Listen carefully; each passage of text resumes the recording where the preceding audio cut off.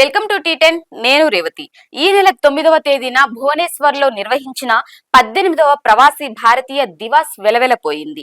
ప్రధాన ప్రారంభోత్సవ కార్యక్రమంలో ఆహ్వానితుల కోసం వేసిన కుర్చీల్లో 60 నుండి 70% వరకు ఖాళీగా దర్శనమిచ్చాయి.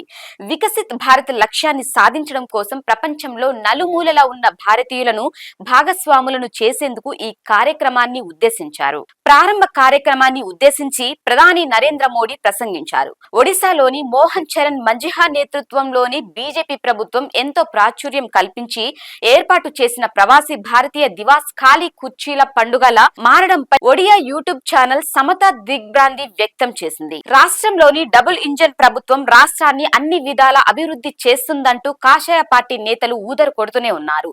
అయితే ఈ కార్యక్రమంలో భారతీయ డయాస్పారాను భాగస్వామిని చేయడంలో ప్రభుత్వం ఘోరంగా విఫలమైంది. విదేశాలలో నివసిస్తున్న భారతీయులు మోడీకి బీజేపీకి గట్టి మద్దతుదారులంటూ పెద్ద ఎత్తున ప్రచారం జరుగుతున్న తరుణంలో వారిని ఆకర్షించడంలో ప్రవాసీ భారతీయ దివాస్ వైఫల్యం చెందడం గమనార్హం. 2003 నుండి ప్రతి ఏటా జనవరి 9వ తేదీన ప్రవాసీ భారతీయ దివాస్ ను నిర్వహిస్తున్నారు.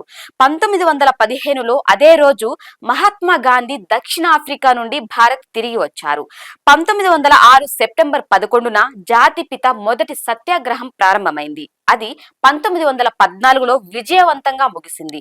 ఆ మరుసటి సంవత్సరం జనవరి 9న గాంధీజీ స్వదేశానికి వచ్చారు. ఆ సందర్భాన్ని పురస్కరించుకొని ప్రతి ఏటా ఆ తేదీన ప్రవాసీ భారతీయ దివాస్ కార్యక్రమాన్ని నిర్వహిస్తున్నారు. భారత స్వాతంత్రోద్యమాన్ని పునాది వేసింది ఆ సత్యాగ్రహమే. అహింస సిద్ధాంతంతో చేపట్టిన సత్యాగ్రహోద్యమం బ్రిటిష్ పాలకుల చేతిలో భారతీయులు ఎదుర్కొంటున్న జాతి ఆర్థిక వివక్షకు వ్యతిరేకంగా నడిచిన విషయం తెలిసిందే.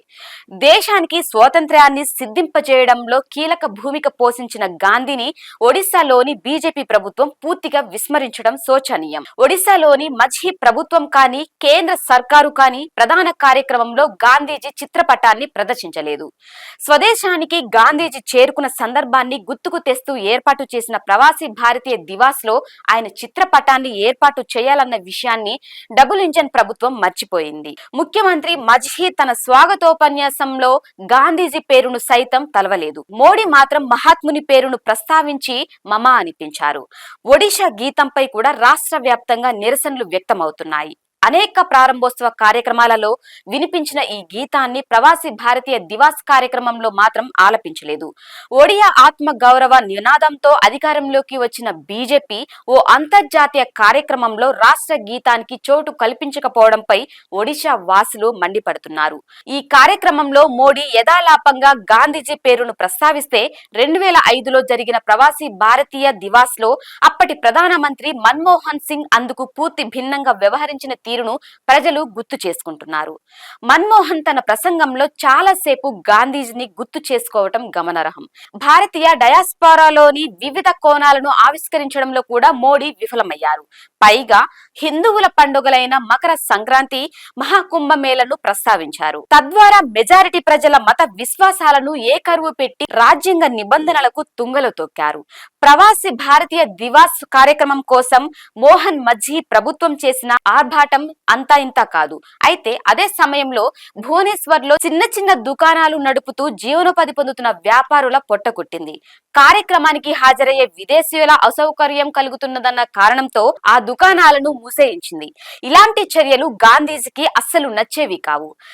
మామూలుగానే అంతర్జాతీయ స్థాయిలో తన సొంత ఇమేజ్ ను పెంచుకునేందుకు ప్రవాసీ భారతీయ దివాస్ కార్యక్రమాన్ని మోడీ ఉపయోగించుకున్నారు. అదే సమయంలో ఆయన స్వాతంత్ర్య పోరాట రథసారథి గాంధీజీకి సముచిత గౌరవం, స్థానం ఇచ్చి ఉంటే ఆ కార్యక్రమానికి మరింత హుందాతనం చేకూరి ఉండేది.